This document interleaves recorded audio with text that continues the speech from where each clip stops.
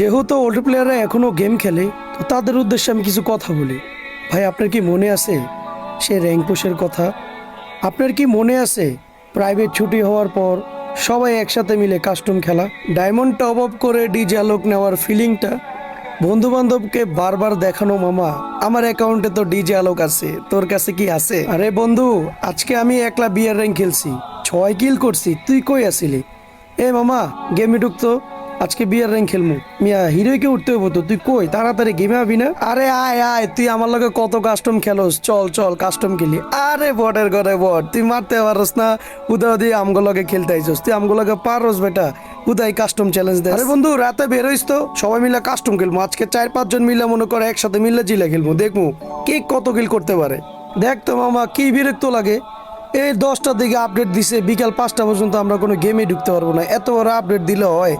এখনকার ভাই আপডেট গুলা জাস্ট 20-30 মিনিটের। আগের ভাই যখন গেমটা আপডেট দিত ভাই, তখন ভাই আমাদের দিন